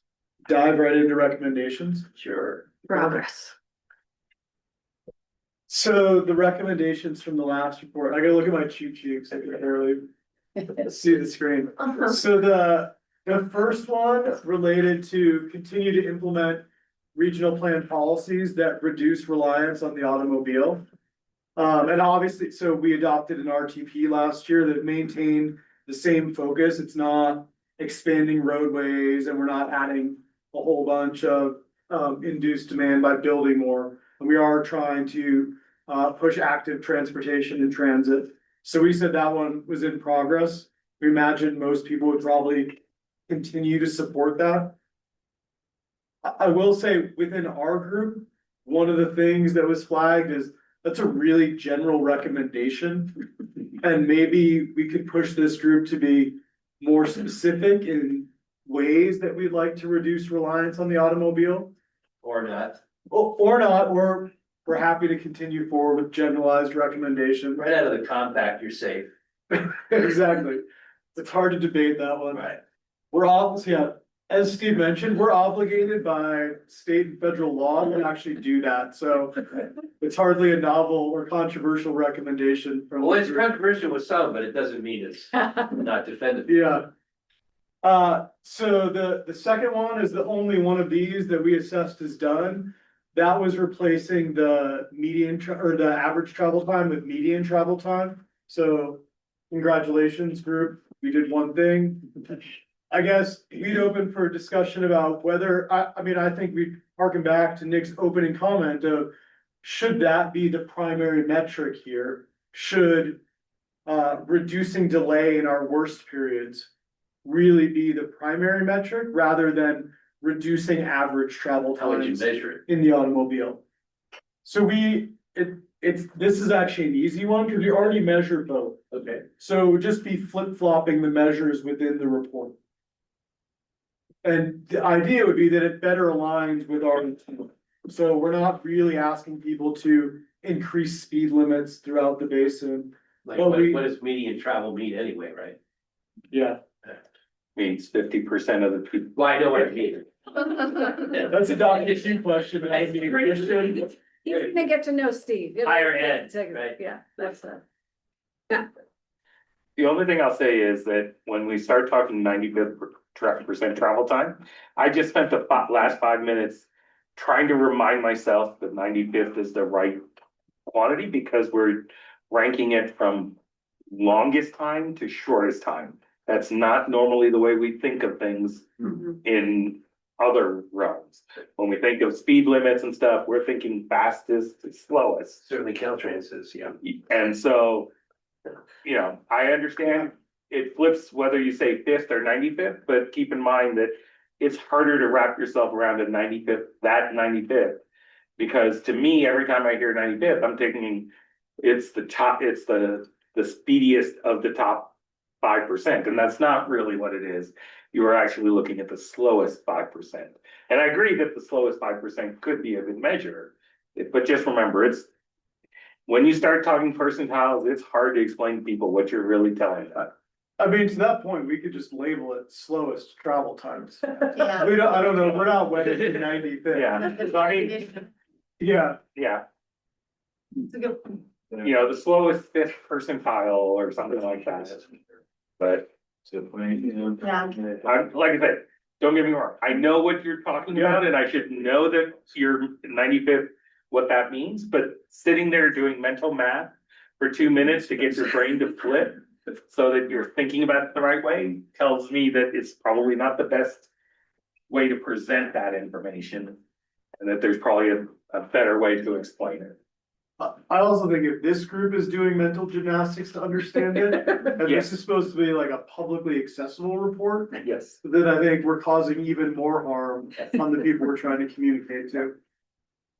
We'll start tracking that, There you go. cause less harm. It does seem like generally we're trying to target the worst times, right? We're not trying to, like in Tahoe, we're not trying to build for like everybody to go fast all the time, right? I mean, we just want to target those worst times, right? But With we're not, facts. I mean, I'm still sticking with this traffic signal synchronization. Priority of mine, Good point. I think it needs to be done, period. Caltrans needs to get off and get it done. Will it help this much? I don't know, but certainly couldn't hurt it any more than it is. Do you think that would help more for median or for slowest 5%? Probably slowest 5%. I was thinking medium, because you'd encounter it every day as you're driving around. Yeah, it's true. Versus, you know, the slowest really, you know, you're stuck behind a plow on the slowest. and there's Right. something It doesn't else matter. going on. People go through it, right, Right. in those, on those times. So median might almost be better. So than that. what exactly is the source of your travel time data? It's the NRIX data platform, so How are they actually gathering that data? it's like the GPS in your car and your cell phone. Okay. But So they cell then phone- aggregate, Cell phone travel time data. it's cell phone travel time, yeah. So it's what we wish we had for pedestrians as they were Right. walking as Okay. well. Yeah.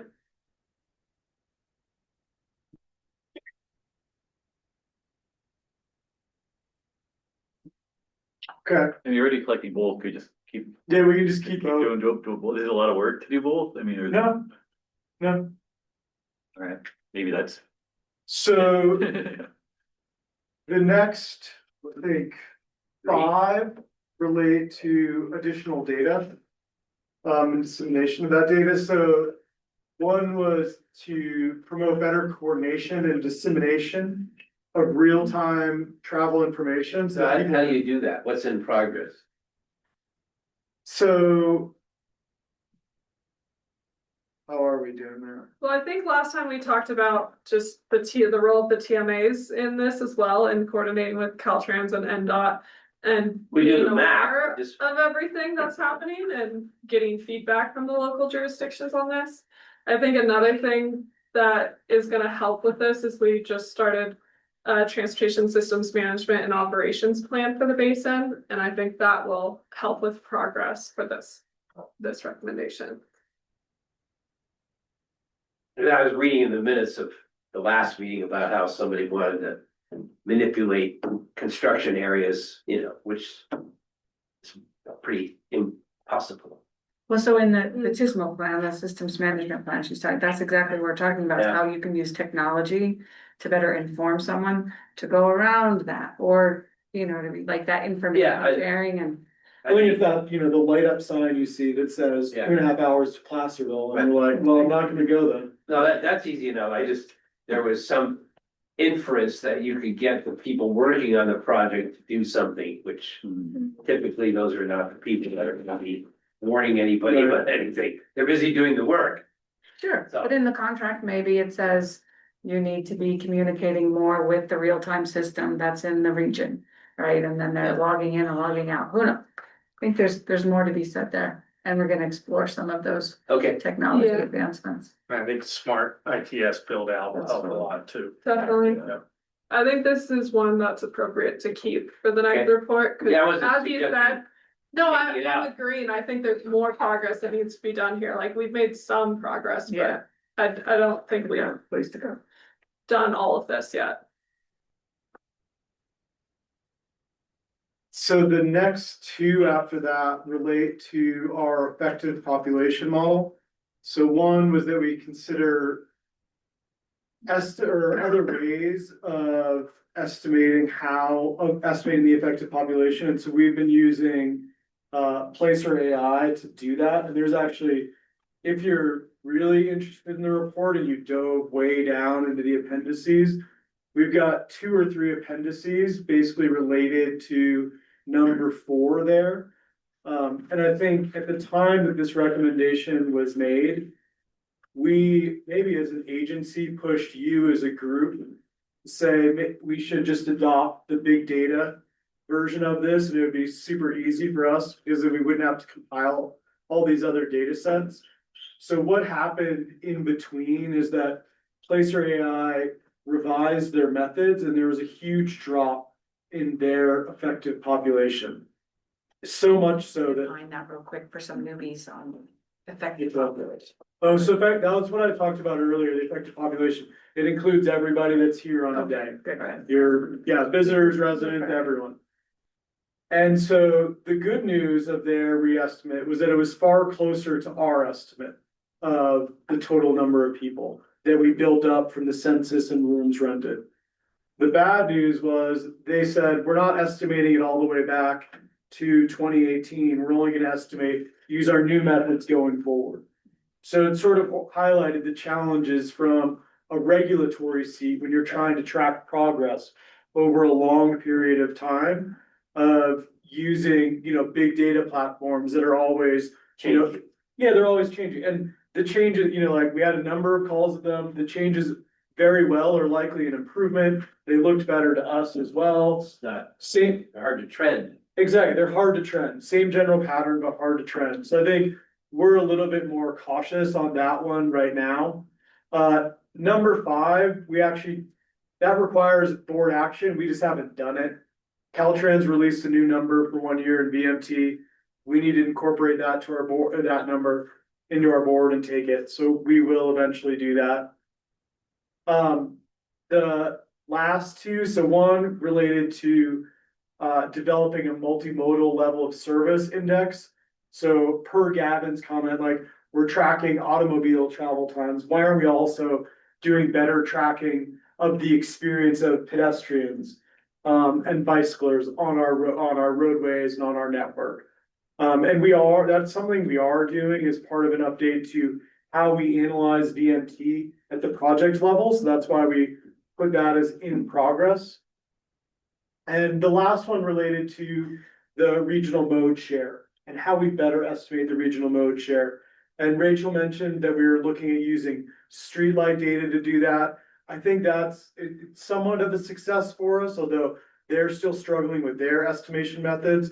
And so we're going back to the sort of tried and true travel survey method, where next summer, we're probably gonna be asking a lot of people in this room to help us get the word out and get people involved in filling out a travel diary saying, did I drive to work in the morning or did I bike to work in the morning? That's still the tried and true method for doing that, and I think I that's. can give you mine right now. Just start. That's perfect. Your survey participant 1. Yeah, and I'm gonna skew it all the way to the wrong end. So that's sort of where we landed in the last round of recommendations. I don't know if people want to reflect on any of these. or if they've got whole new recommendations that they'd like to throw out.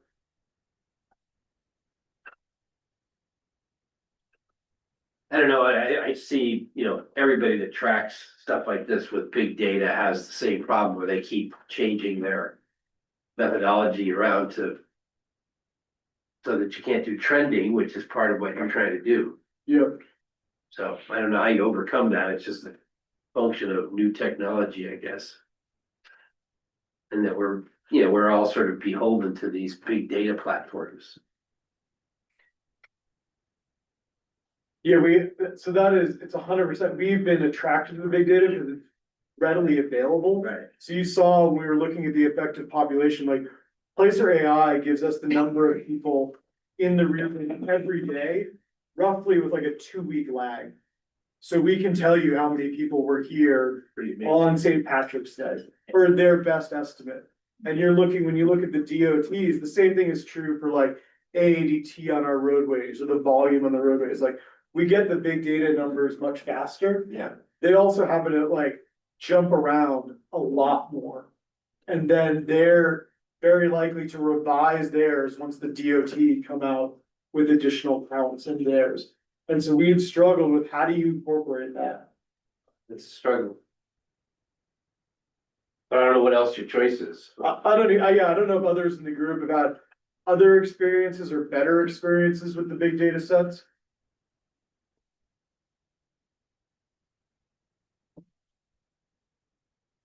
This is the whole idea of getting the ITS infrastructure up on both sides of the lake. So we don't have to rely on big data. We're doing those counts coming in and out of the basin, those counts at specific intersections and whatnot. Now it won't give us origin data, that's different, right? Yeah. But that's why we, Steady trend of this we could see. yeah, definitely. I mean, is there a similarly, is there a metric that we could put in here to track progress towards that could be helpful towards like getting ITS installed in both states? I mean, are there like measurable steps that we could track maybe? I'd be definitely up for considering that as a recommendation or a metric. It's tied to a lot of subcomponents, right? Yeah. Tied to fiber, broadband, right?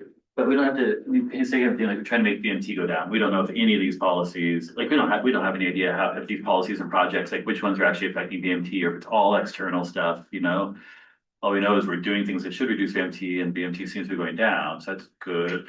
It's the same with this kind of thing where it's like, well, we know we need to have these things installed. So how to get there isn't maybe the most important trackable part. Yeah. It is the most important part, but not the most trackable part. Maybe it's just more of like setting out goals, That's what a lot of these have been. Yeah.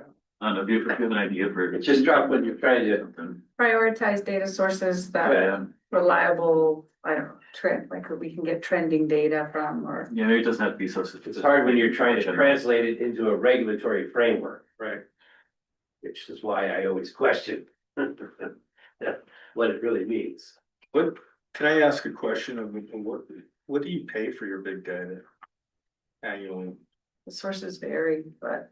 not- You in for a couple $100,000? No, it's all relatively cheap. I'd have to pull it up. 15 for 65K Placer. or something in that range, I think. 1,100. 15,000 for the Placer AI, and maybe That- 65 for the streetlight. Yeah, 60. Okay.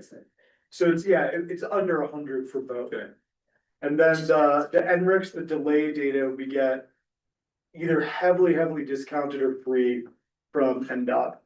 It's free. It's free. Yeah. There you go. All the NPOs get to access those data sources. But if you wanna chip in, we're the hands out. Have you talked to Joni? You happy to hear that one?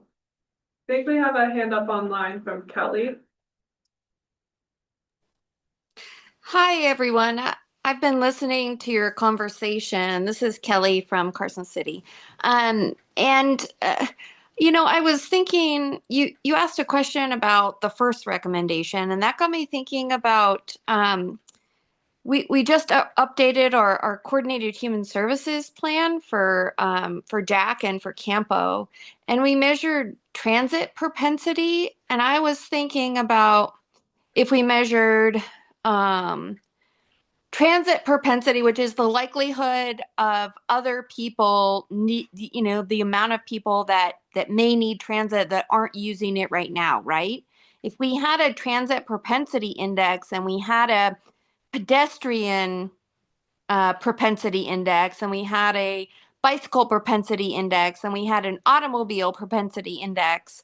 So like in Campo, for example, we have households that over the last 10 years, we have census data where the number of households that own 5 or more cars has increased a lot. And so those households, I would say, would have a high propensity to drive their vehicle to work. Or if they lived 30 miles away from where they worked, they would have a higher propensity to drive to work versus someone who lived less than a mile from where they worked. If we had those propensity indexes, maybe we could, and I think you can craft that with census data to really understand and target where you would encourage people to use those other modes other than the automobile. But yeah, so anyway, I was just thinking about that. Oh, can you share how you calculated transit propensity? Like not right now, but offline with us afterwards, so we can look into it. Yeah, absolutely. I'll circle back with you guys. Who is this? Who asked for that?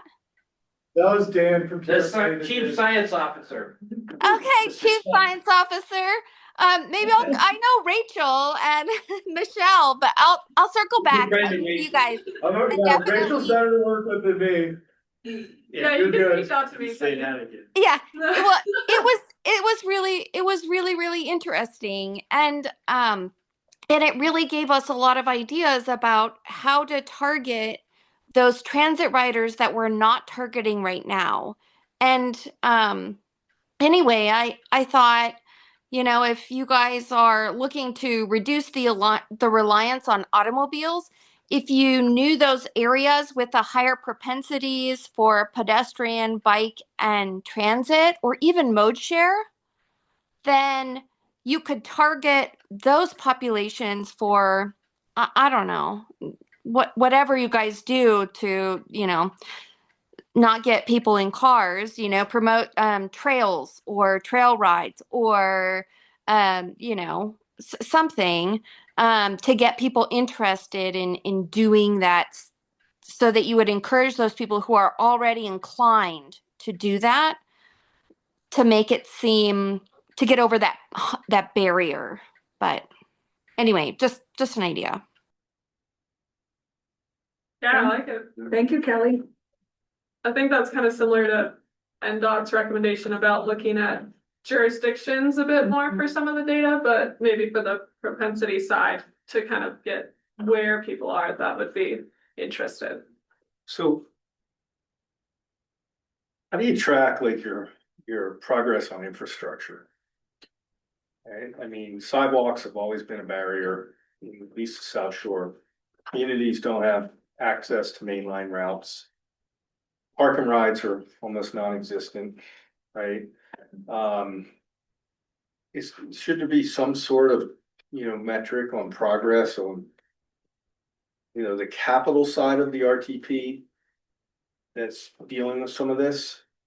So one of the things that we did this time around, which we didn't do last year, is just look at the RTP project list and see how are we doing, how many projects are we in.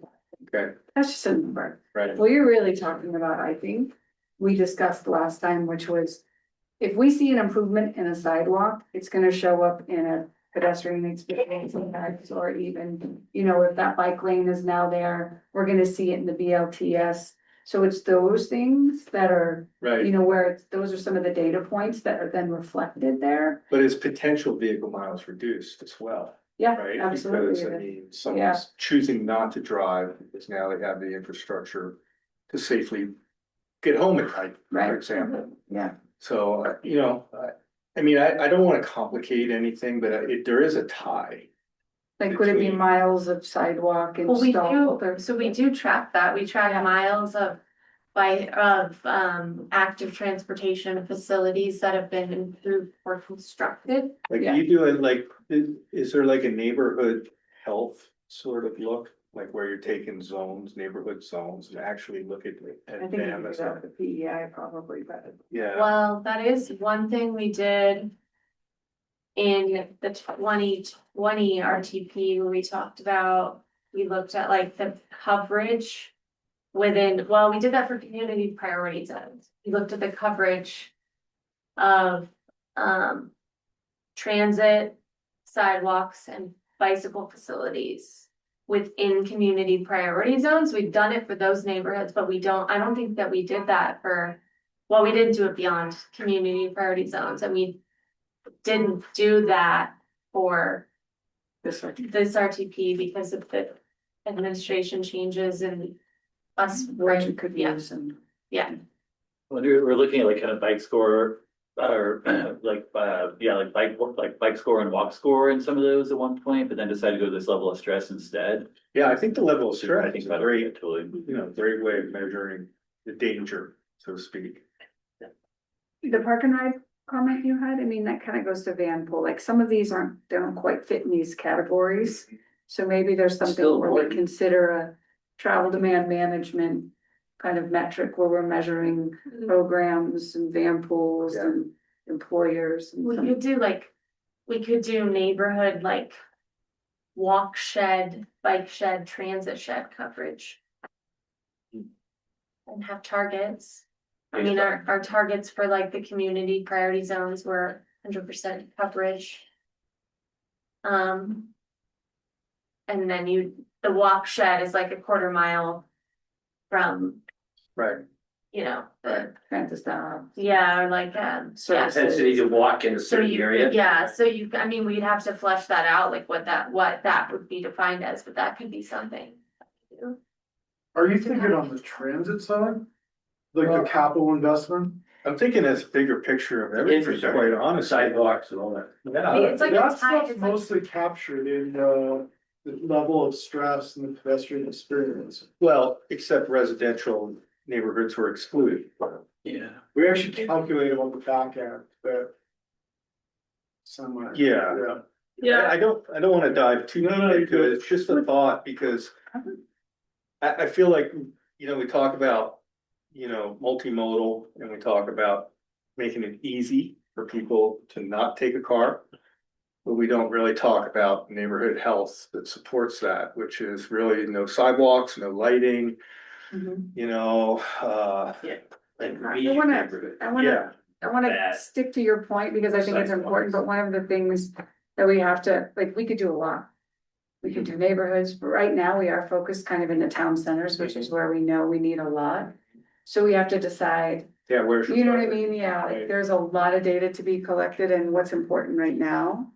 Right. So I don't wanna discount it, but I think that's kind of where we landed, was sort of like, okay, where are we gonna focus? Yeah. So that's why we didn't do all the neighborhoods. Not to mention, we already know what that score is gonna look like, Jim. It's gonna be pretty bad, It's gonna be really bad. right? Between pavement, no sidewalks, like, no The lighting, infrastructure. right? We also want to be, No smooth pavement to ride on. we also don't want to be like building sidewalks in every neighborhood, because there's no way to maintain them, and it's not Yeah. space, and.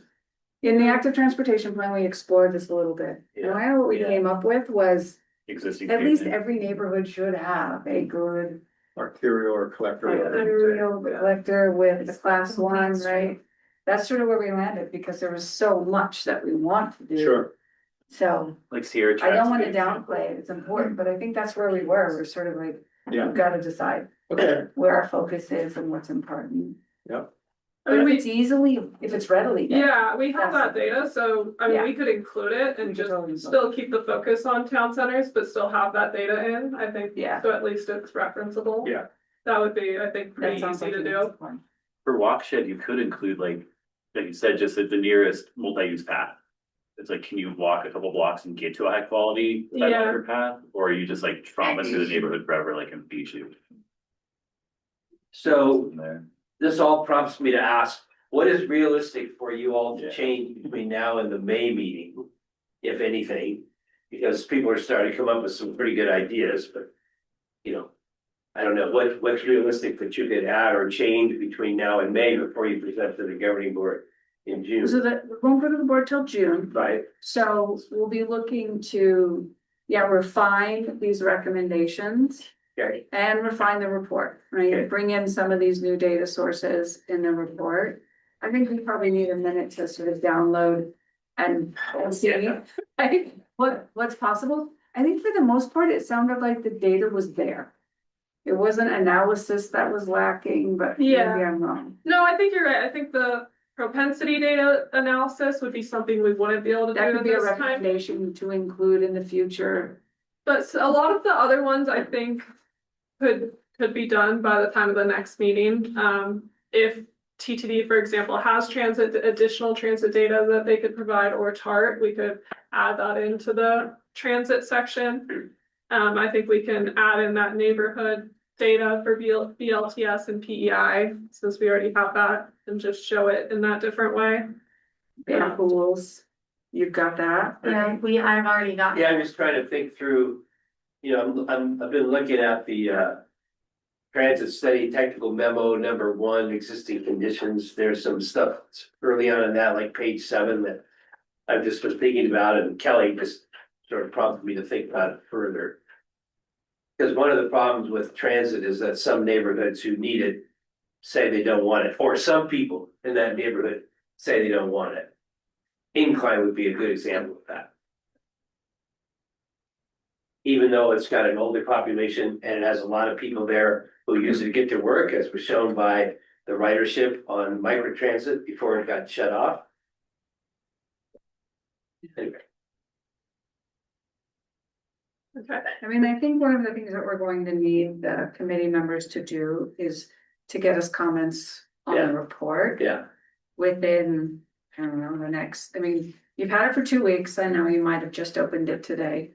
well, sometimes you're not Hopefully stimulated, not. so you get with your colleagues and they get you Yeah. going. But I mean, we'll need those comments. Yeah, I so know we you can do. refine that report.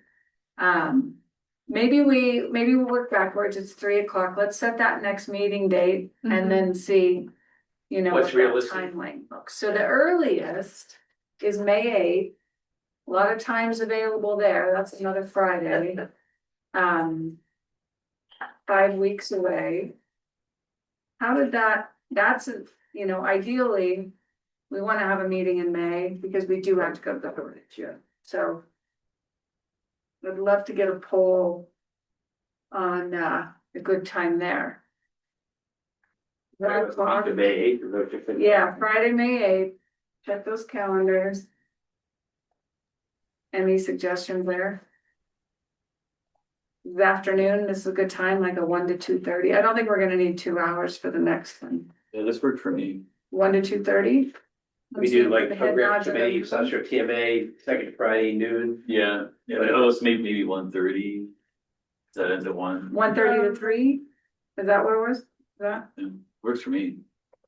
Good work. Works for proceed. Okay. What about people online, Kevin? Yeah, I was just gonna kind of, that says not a good date for me, but, can I tag team with, if I, download the report, provide some comments and then get the other person? I hate to do that. I don't want to be, I think you've dealt with that already, Michelle, with. No, it's okay. I People- actually encouraged Sandra, she might want to attend the next one since they're gonna be heavy into the recommendations, so. If that's what you were thinking of your tag Oh, partner. you know her schedule, like I have no clue on that. I just want to make sure, like, I know consistency is important. And so, We'll work around it. Yeah, that's not a problem. okay, We I appreciate just wanted to ensure that representation. it's, Yeah, okay. Anyone at your agency. Yeah, thank you. Look. so right now we're looking at 8th, 1:30 to 3. How's that looking for others? Sarah? I'll be on maternity leave, but Caroline looks like she's free. She'll be interim ED, so please forward the invite to her. Okay. Any others still left online?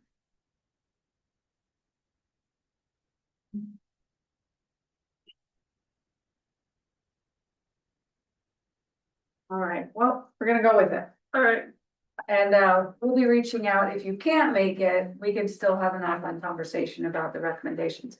So that being said, it would. We'll put out the material a week in advance, so not 2 weeks.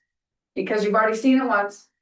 And this will just be basically the new information will be chapter 4. Where we're just crafting everything we discussed today for those recommendations. So you'd be presenting to the governing board on the 24th of June, is that right? Probably not a presentation. Our requirement is to transmit the report. Okay, So, File and receipt. denying yourself some fun to have. Is this the one they technically have to respond to though? yeah, after we transmit it, then they have 90 days. Is that right, Dan? I would have to wait, something like that. Yeah, it's something. Yeah, they can't just be like, okay, thanks. Like if we have any like requests, they either have to like go along with it or address them or say why not. That's right. So it's a little bit. Yeah. So I will ask the question that I've been thinking about for the last few minutes, and I'm not sure I have the answer, which is why I'm asking the question. My sense of this is a status of the system kind of report that is being transmitted, that something happens with it. So the recommendations are really on how to improve the status performance metrics. That's really all we're commenting on Yeah, so recommendations for. think about, we're in a midpoint, as Rachel mentioned in the beginning, Dr. Q, where the last report fed nicely into the regional transportation plan. So we had, the status and this whole group discussing what our bigger vision, where do we need to change, where do we need to tune the dial? This is kind of a checkpoint, right? How are we doing? Where do we want to adjust some things? So yeah, I think that's But you are required to do this by virtue of the Sustainable Communities Transportation. right. So this is now, this is just good planning, and this is as an MPO, we're required to do performance-based planning. So it's handy, it kind of checks the box for our Checks the box. MPO, and yet at the same time, it helps us develop a good regional transportation plan with all the partners too. So I hope that helps, but. A little, I'm still struggling with California. purpose of the report and why, what to say about that. Because I mean, at the end of the day, yes, you're giving this to the board is looking at it and saying, okay, sure, why not? And then we're done. Well, the And I'm not other sure side of what it is if you don't do it, you're in big trouble. Again, It's I a understand that, required but policy. if we're gonna spend this amount of time putting effort into producing something, there ought to be a purpose behind why we spend that amount of time doing it. And I guess that's what I was I would like struggling to with. think that it's giving direction to TRPA staff. It's having a good conversation about how to make things easier for the transit operators, right? It's the city, like, what are some of the things you're struggling with? Like, this is supposed to be a conversation about that, like, what are some of the things, what are the barriers that we can remove at TRPA? Which is why we talk about the code and some of that. So it's really, it's this ongoing kind of conversation about how to make things better so that we can progress. Maybe that sounds a little too soft and fluffy, but. No, I don't think I'm getting to that. I think what I'm trying to say is when I start reading the report, Yeah, I don't know why I'm reading the report. And maybe that's what I'm struggling with is sure. why am I reading this report and why do I care to even make any comments on it? And I don't mean that in the negative sense, I mean that in the sense of purpose. It helps if this is gonna be a public document, you want the public to understand what the intent is and why we're Maybe we producing can it. improve our introduction, Yeah, so especially maybe for there's, somebody coming in so fresh, like it's good feedback. maybe there's an opportunity, because that was, like I said, I went back and I'm like rereading, like, why are we doing this? What is the goal or the intent? Let me ask. And you it's not so much that Did you learn something, Dr. Q? Because you've only been here a few months. Did you say like, oh, this is kind of interesting, or did you already, was there some? No, so I will tell you that I'm the wrong person to ask that question, because when it comes to most of what we talked about, I'm the cynic in the room. I've been around too long. We already got one of those. I'm sorry, but I've been around too long talking about data and how to make decisions and to realize that most of the time that data is only as good as the assumptions we put into it. And while I see value in many efforts, looking at it relative to, you know, like you said, if you use a model, that model has assumptions built in it. Sure. No way would I say that's a realistic number.